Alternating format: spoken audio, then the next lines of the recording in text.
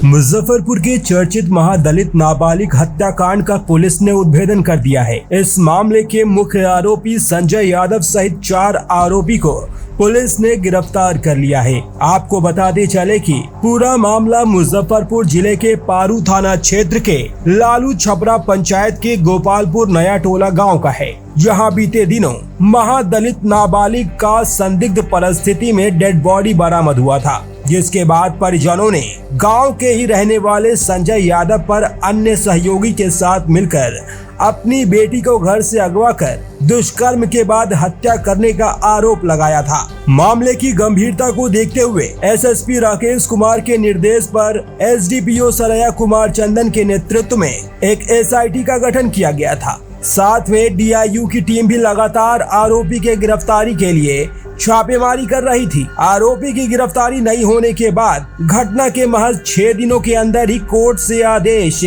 निर्गत होने के बाद आरोपी संजय यादव के घर की कुर्की कर दिया गया। वहीं आरोपी के घर पर पुलिस ने बुलडोजर चलवा दिया, तो दूसरी तरफ विपक्षी पार्टी पूरे मामले को लेकर लगातार सरकार और पुलिस पर हमलावर दिख रही थी। इतना ही नहीं, रविवार को भीम आर्मी और बहुजन आर्मी के हजारों समर्थकों ने गोल्डन दास के नेतृत्व में पीड़ित परिवार से मिलने के बाद आरोपी के घर के समीप दर्जनों घरों में जमकर तांडव मचाया। इतना ही नहीं, जमकर लूटपाट भी की गई और जब पुलिस मौके पर पहुंची तो पुलिस पर भी उपद्रवियों ने पत्थरबाजी कर दिया, जिसमें आधा दर्जन पुलिस कर्मी घायल हो गए थे। पुलिस ने भी जवाबी कार्रवाई करते हुए नेता गोल्डन यादव सहित 17 लोगों को गिरफ्तार कर लिया। वहीं तकरीबन 40 बाइक को भी जब्त किया गया। अब पूरे मामले को लेकर एसएसपी राकेश कुमार ने बताया कि नाबालिग को अगवा करने के बाद दुष्कर्म नहीं किया गया, बल्कि प्रेम प्रसंग में उसकी हत्या हुई है। आरोपी और नाबालिग के बीच 1 महीने में 422 बार फोन पर बात करने का सबूत भी पुलिस को कॉल डिटेल से प्राप्त हुआ है। एसएसपी ने बताया कि हत्या के दिन भी रात को नाबालिग से आरोपी को बात हुई थी, जिसके बाद नाबालिग आरोपी के बताए जगह पर पहुंची थी। संजय यादव ने अपने अन्य सहयोगियों के साथ मिलकर नाबालिग की हत्या कर दी थी। अब मुख्य आरोपी संजय यादव को अररिया जिले से गिरफ्तार किया गया है। वहीं उसकी निशानदेही पर 3 अन्य आरोपी की भी गिरफ्तारी की गई है, जबकि 2 अन्य आरोपी अभी भी पुलिस के गिरफ्त से बाहर हैं, जिनके गिरफ्तारी के लिए टीम लगातार छापेमारी कर रही है। हाँ जी सर, ओके सर, बताएं बोले। 12 अगस्त को पारू थाना के अंतर्गत एक गांव है लालू छपरा, वहाँ एक बड़ी संवेदनशील घटना घटित हुई थी, जिसमें एक नाबालिग बच्ची थी, उनका शव प्राप्त हुआ था। उसी आलोक में कांड दर्ज किया गया था और हम लोग इस केस को इन्वेस्टिगेट कर रहे थे।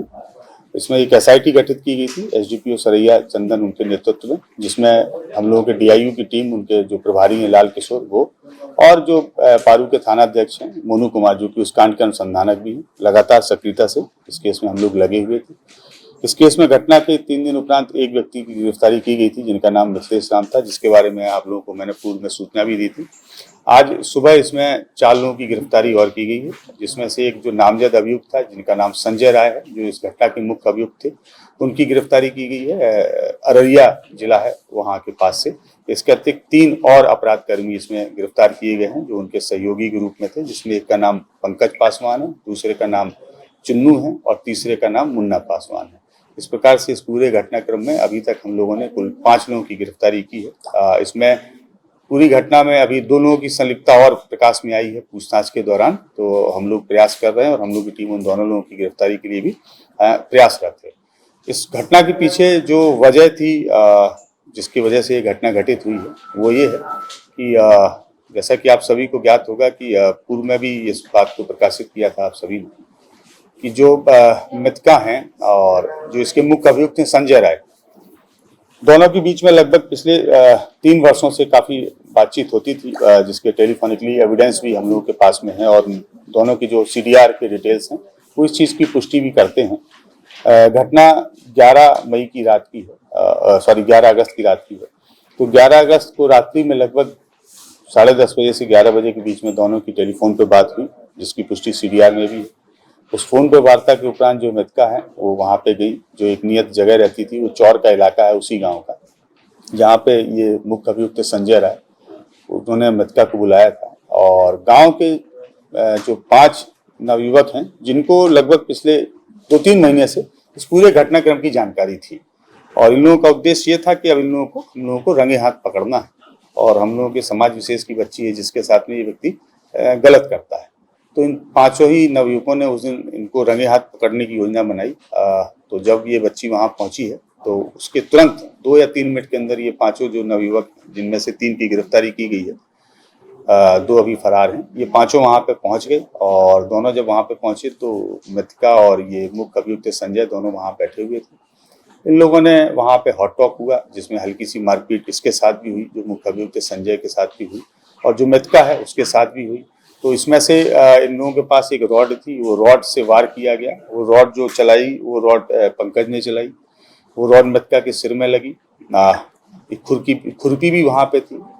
फिर जब इनको लगा कि वो रॉड से वो बेहोश होकर नीचे गिर गई तब इनको लगा कि शायद कहीं ऐसा ना हो कि मृत्यु हो जाए, तब फिर खुरपी से भी उसके ऊपर वार किया गया और इस दौरान फिर इनको लगा कि शायद वो अनकॉन्शियस हो गई हैं, तो ये लोग वहां से भाग खड़े हुए। जो इसका मुख्य अभियुक्त था संजय वहां पे मौजूद था। संजय को लगा कि अब मेरा भी इसमें भेद खुल जाएगा, तो संजय ने वहां पे जो ढैंचा होता है, ढैंचे की पत्तियों से जो रस्सी बनती है उससे उसके हाथ पैर को बांधा, उसका गला दबाया और मृतका को घसीटते हुए, जो घटना स्थल है लगभग वहां से 20 से 30 मीटर दूर चौर में जहाँ हल्का सा पानी था, गहराई का इलाका था और झाड़ियां थी, वहां घसीटते हुए ले गए। इसने वहां उनको दबा दिया ताकि उनकी डेड बॉडी ऊपर ना आने पाए और लोग खोज नहीं पाए।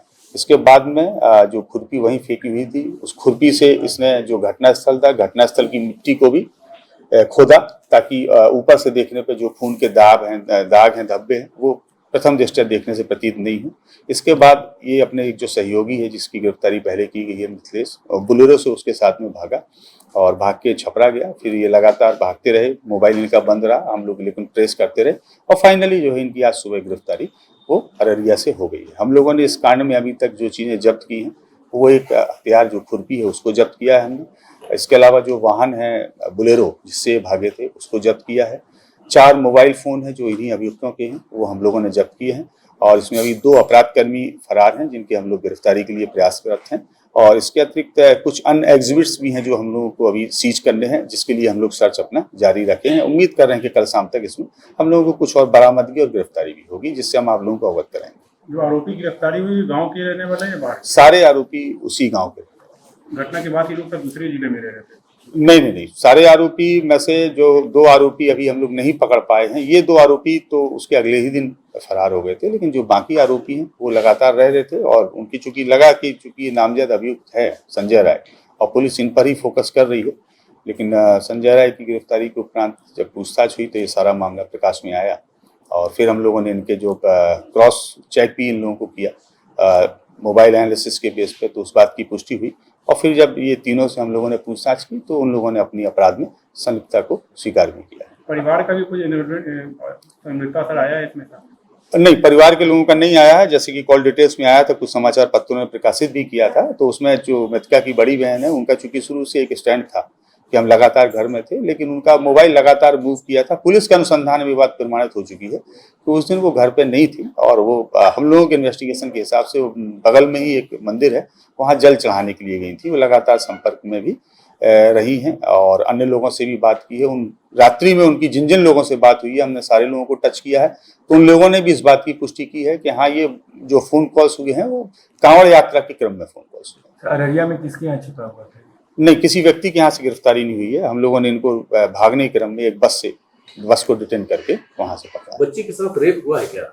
नहीं, उसकी पुष्टि ना तो मेडिकल में हुई है ना ही इन दोनों से पूछताछ के दौरान हुई है। इसके अलावा जो वैजानिक स्वैब की रिपोर्ट्स आई हैं उस रिपोर्ट में भी इस प्रकार की कोई पुष्टि नहीं हुई है और जो इंजरी थी उसके बारे में हम लोगों ने स्टार्टिंग से ही आप लोगों को स्पष्ट किया है कि शरीर में 3 जगह इंजरी थी और इन लोगों ने भी जो बताया है उसके अनुसार भी वही 3 जगह इंजरी है और पोस्टमार्टम रिपोर्ट्स में भी, इंक्वेस्ट में भी वही 3 जगह इंजरी है। एक हिस्सा सिर है, दूसरा हिस्सा गर्दन है और तीसरा हिस्सा हाथ है। उसके बाद का मैटर सर बताएं कि जो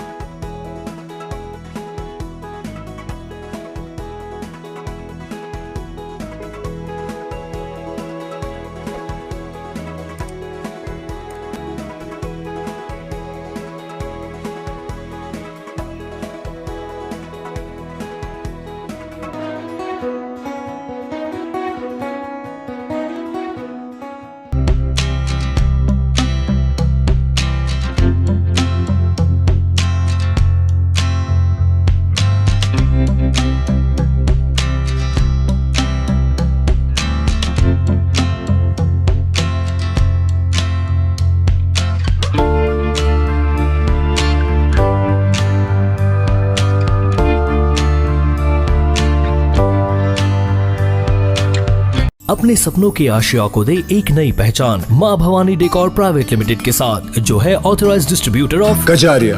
देश की मिट्टी से बनी टाइल से देश को बनाते हैं। और जहां मिलती है सभी प्रकार के Indian and imported granite, marble, sanitary एवं कोटा स्टोन का अनोखा एवं आकर्षक संग्रह। माँ भवानी डेकोर प्राइवेट लिमिटेड मतलब a complete floor solutions. New 0 mile Dadar road, Muzaffarpur. Call 9934753111। अब आपके शहर मुजफ्फरपुर में पेठियां लाया है।